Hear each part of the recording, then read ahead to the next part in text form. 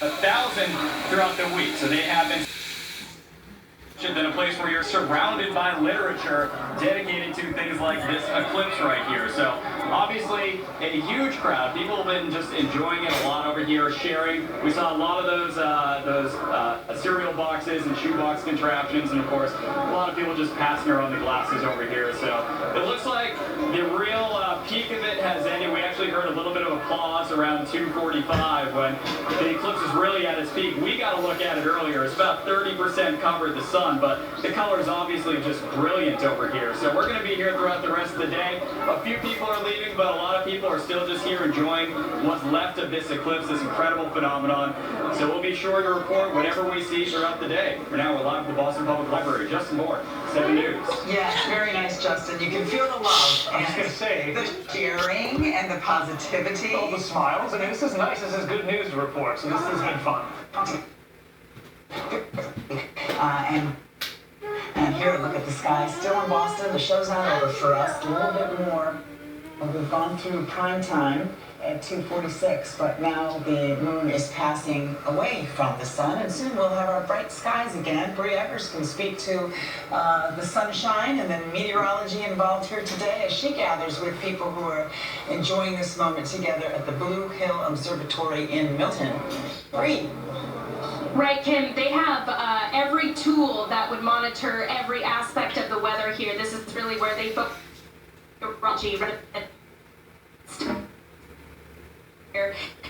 them earlier, the experts here, when we were on deck, in totality, the temperature was expected to drop to as much as 10 degrees and almost look like a nighttime sky. Of course, here in Boston, we only had 63% of obstruction by the moon in front of the sun. We were at our peak. The temperature, and they think maybe it dropped by about a half a degree, but they're going to go back through all of their records to see exactly what was on our.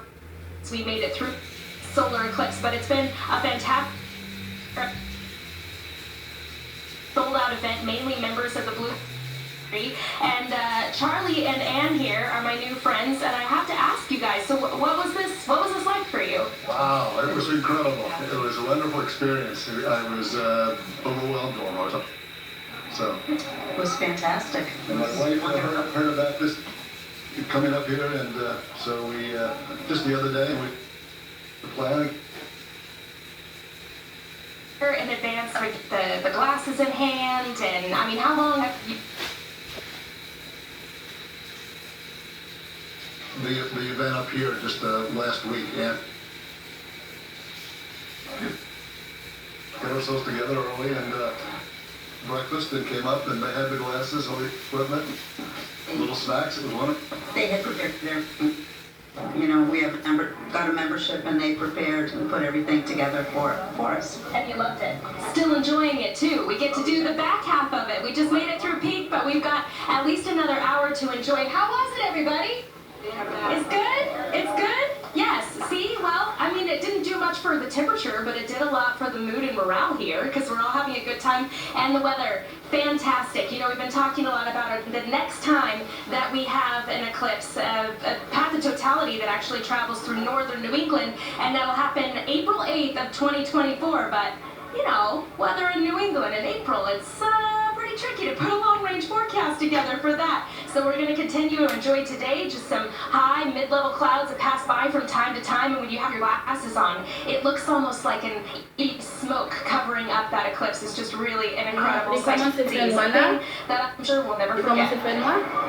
All right, thank you, Bree. Yes, I've been hearing from a lot of eclipse chasers, people who planned a decade in advance. Having seen the images live on television is definitely something we might all think about, is chasing the next one, which is, you mentioned, April 8th, 2024. So who knows if we'll have an April nor'easter 7 years away, no one knows. But Maine will get totality, goes from Texas to Maine.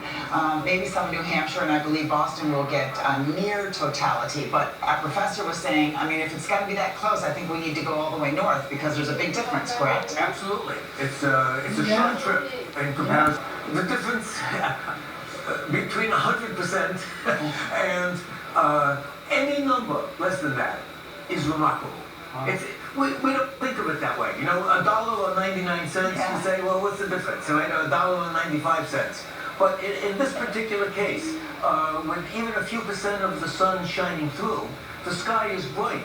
At least fairly bright, as it would be at near sunset, but before sunset. You don't see stars.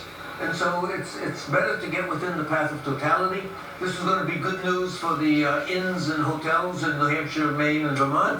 But I think we ought to make our plans soon. This probably isn't too soon. And look what a gorgeous sky that is live over Boston. And the moon now making its pass over and is exiting. Yep. Take a little bit longer. Show's not over. Here's Cambridge. I mean, we had a really bright sunny day today. And it definitely, as we looked at the pictures of Government Center, very much similar, where you could just notice, it all looks pretty sunny at the library, and actually people's personalities, they were very sunny too. Really happy to experience this together. Amako Baka's with some sunny girls. And Girl Scouts at camp. A lot of excitement when all this happened. I was going to bring in Brenda, and I wanted to know kind of what was your take on what we saw just a couple of minutes ago?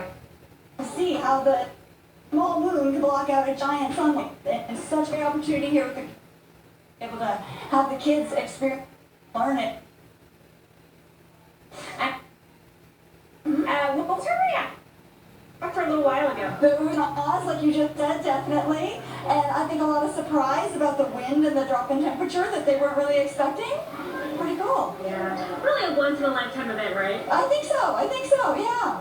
What's your reaction seeing all of these Girl Scouts here together to take in this moment? I mean, it really was special for all these kids that really have never seen anything like this before. Exactly. Adults, I've never seen it before either. So being able to get to the Girl Scouts who always promote learning and growing and all that sort of stuff is fantastic.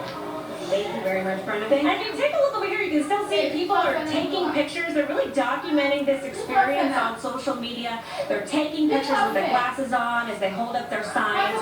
So all in all, a lot of all of this happened. Of course, we're going to stay out here for at least another hour, but right now it's pretty much wrapping up. They're doing some activities, but for the most part, they're just spending the last couple minutes here taking pictures.